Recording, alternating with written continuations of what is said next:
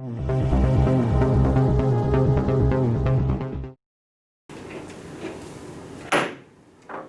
this time, I'll call the December 3rd, 2020 meeting to order for the Dickson County Commission. Would you please stand and join in the flag salute? I pledge allegiance to the flag of the United States of America and to the republic for which it stands, one nation, under God, indivisible, with liberty and justice for all. We do not have any additions to the agenda, so I would move that we approve the agenda as printed. I'll second it. We have the motion and the second for approval of the agenda. Any discussion or question? All in favor say aye. Aye. Opposed? Motion carries. The consent agenda includes the minutes of November 19th meeting and also the November 20th special meeting. And then on December 1st, it includes the fence viewing minutes. Also fund expenditures of $491,221.05, wire payments, which are utilities, of $7,947.86, abatements of $5,554.52. I move to approve the consent agenda. Second. We have the motion and second for approval of the consent agenda. Any discussion? All in favor say aye. Aye. Opposed? Motion carries. Commission comments. Craig? I have none. Thank you, Lynn. Okay. Ron? Let me rephrase that. I do that. I'm not going to be able to come back in for the Zoom meeting. I got broke the water line yesterday, so I'll be home this afternoon. Okay. Hopefully getting that fixed. My wife will be happy. Okay, so that was the Zoom meeting that for North Central Regional. Yeah. Janelle knows she's going to be on it. And she'll be on it. Okay, Yeah. great. Okay, Ron? Speaking of the North Central Regional Planning Commission, Craig's on that board, but I have to commend Craig and his board for the City of Hope, who got a water grant and is doing quite a project up there. So City of Hope is really moving along, and we're really proud to see that they're upgrading their system and doing well with that. The other thing I'd like to bring up is we're approaching the end of the calendar year, and I want to thank the employees and the staff and all for the hard work and the headaches that the complete community's been through with this COVID situation. We're still battling it. We're hanging in there, but it's getting awful touchy, so let's just hang in there and do the right thing. Okay, thank you. Earlier today, we had John Holtgren in, and he gave us an update of how things are as far as the facilities, operations, and so on with EMS. And also just spoke a little bit about how the expectation for some of the vaccinations to come out, that it looks like they'll be available in Dickson County, but it's on a very limited basis, and would actually, the first tier would be that of healthcare workers, and possibly that's all of the vaccination that they would have with the initial first vaccinations that come in. And there would be an allocation to the state of Kansas, and then from that allocation to the state of Kansas, there would be an allocation to Dickinson County. And so they'll take care of things on that particular level. Didn't really have anything else, so we'll go ahead and move on. There are no petitions, no proclamations. There's no one else here, so there'd be no public comments. So we'll move on to our report of the county officers. Brad. Okay, I had mentioned in the past, Martin and John and I had been meeting with KDOT over some right-of-way agreements and things. That's been a project that's been going on for 10 or 15 years, really. And the purpose was to try and refine or more specifically define the area of responsibility when a KDOT road meets a county or township road. There's been agreements in place and kind of standards for probably centuries. And we met last time, and we had asked a number of times what the Kansas County Highway Officials Association's position was on this, and Martin and John finally got to meet with the president of that organization, which happens to be Justin Mayer, the Slate County engineer, and spoke to him here a week or two ago, And one of the reasons we hadn't heard back from anything from them was that they are of the opinion that we shouldn't be engaging in any further discussion with them, and let KDOT just maintain what they're supposed to maintain. And it kind of makes sense from the standpoint that, you know, the purpose behind this was to clarify some lines in the sand, kind of, but it was also that KDOT's, we got the feeling KDOT was wanting to pull these lines back a little closer, and our line was getting farther away from us, which ultimately, when it comes down to dollar signs, when the dust clears, means we have more responsibility. And I know that comes as a total shock, you know, knowing that it's a state and some of the stuff we've been delegated out from them in other areas. But so at this point, we've decided that we think we'll just tell KDOT to leave it the way it is. And, you know, it's worked for the last 100 years. We know what we're maintaining and what they're maintaining. We work well with them. The Highway Officials Association was concerned that we would get into an agreement, or one county would, that would kind of set a precedence, and then it would snowball, and the local counties would end up taking it on the chin. And so I hate to say that too negatively from the standpoint that, you know, I don't want KDOT to be offended, but we have to look out for our own best interest locally as well. So I think at this point, we've told the local contacts here that we've been waiting to let that we're not interested in meeting anymore. We'll just leave it stand the way it is, so. Question, Brad, the townships have any issue with, like, Interstate and 18 and stuff? You know, No, they really don't. And 15. where it would be applicable in those areas is where we have an overpass or an That's underpass, what, yeah. and what the township would be blading up to and stopping. And for the most part, the townships, if it's an overpass, they're already blading Yeah. up to the bridge. Technically, they don't have to blade past the end of the guardrail. Right. And so, much like our roads, you know, Fair Road, for example, Right. out there at Love's, we weren't maintaining that up past where KDOT had originally done the work. They haven't been doing that work, and it was going to pot. So we went on in and maintained it, and we overlaid it and did our work, and we'll do that. Technically, it's KDOT's responsibility, but practically, it's gonna go to hell if we don't do it. So, and it's not, like I mentioned before, it's not worth it to KDOT to contract a job just to come out and do that little section. So we'll just do it. It's not much out of our pocket, but we hate to go back and accept that formally and say we're gonna do it forever, because things might change. And so, you know, if KDOT was doing a bigger project and they could do that, and they needed it, and we had an agreement that said we'd accepted it, you know they're not gonna do it, so. But for the most part, on the day-to-day stuff, whether it's county or township, we're already working okay together, and we're doing what needs to be done, and it's working, so we kind of figure why throw a wrench into two of the things that are already working, so. Especially if we're gonna loosen down and assume more fiscal responsibility, so.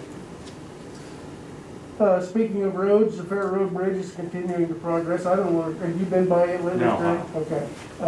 Last thing I got from Martin was that were laying the stringers in, and we're working on laying deck down and getting ready on that. So the contractor's been working really good on that, and it's really progressing well. So Lloyd Builders, he's still working, or as of Tuesday, still working on getting a couple of his final bids lined out. His intent is to be able to have it done by this time next week for your meeting, to come back and meet with you again and have some final numbers for the phase 2 portion of it. So in your package, you've got the year-to-date staffing reports from Diane.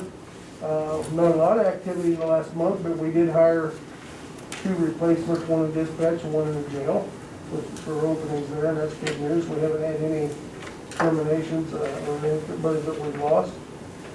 And then also the budget reports from Janelle, and the numbers are right where she would expect them to be at the end of the year.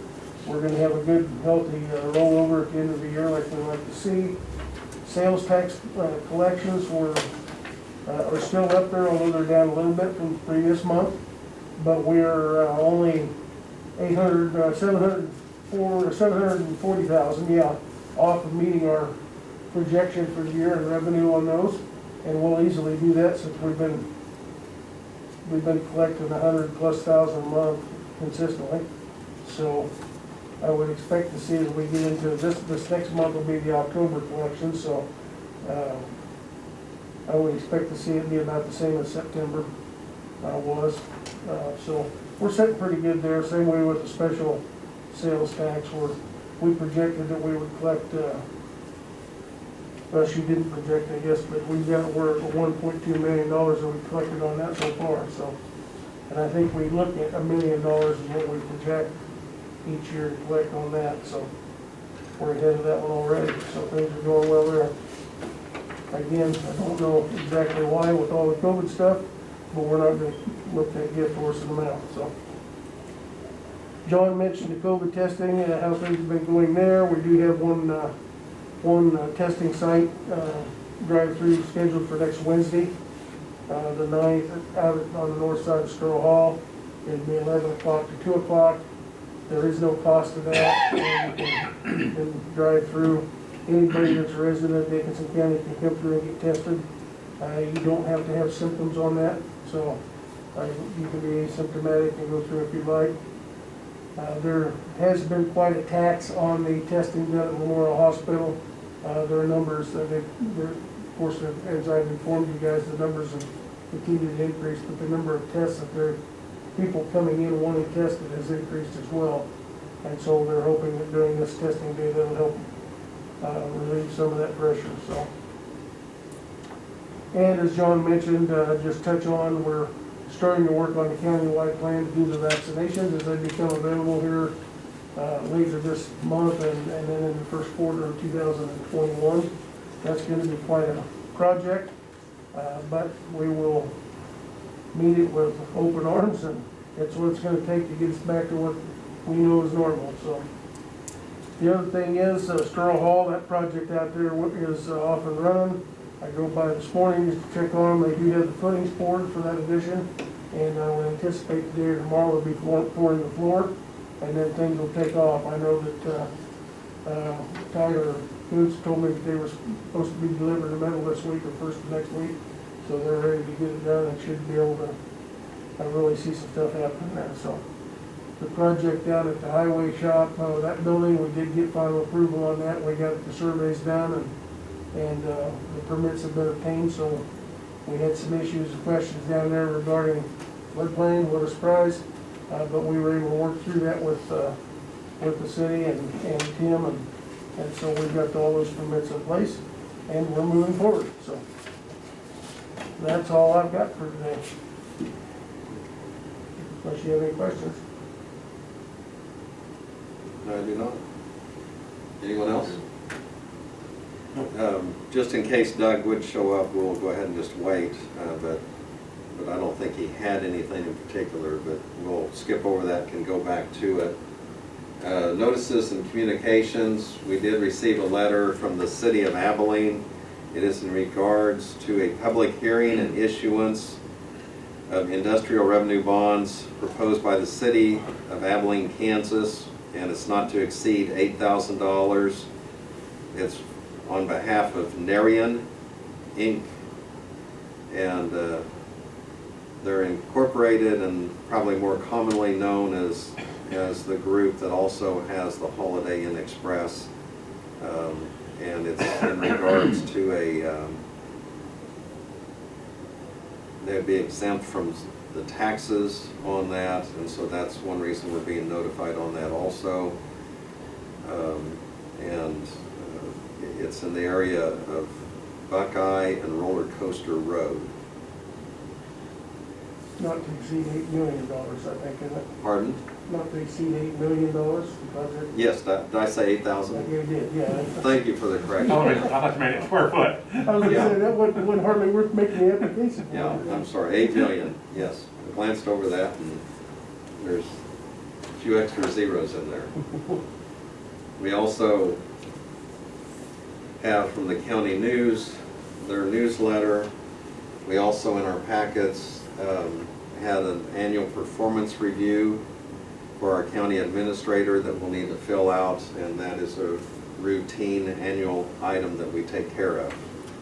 Were there any other notices and communications that any of you would have? There's one there you might want to give to Brad, I think it's a legal issue, one of the ones Barb brought, or Janelle brought over, Barb brought down, or something like that.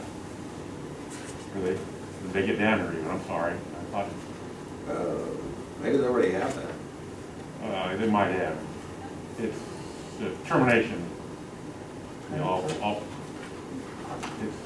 yeah, Do it upstairs. yeah, I'll run it off again. I printed them all off and Janelle was giving them to you okay, I probably left them there and I then. left them upstairs. Okay.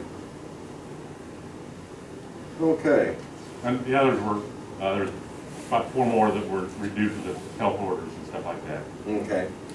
And I did receive a comment from someone asking what type of guidelines Dixon County would have, and that was covered as far as John in the discussion this morning, that that's something that's under review of the new information that's come forth.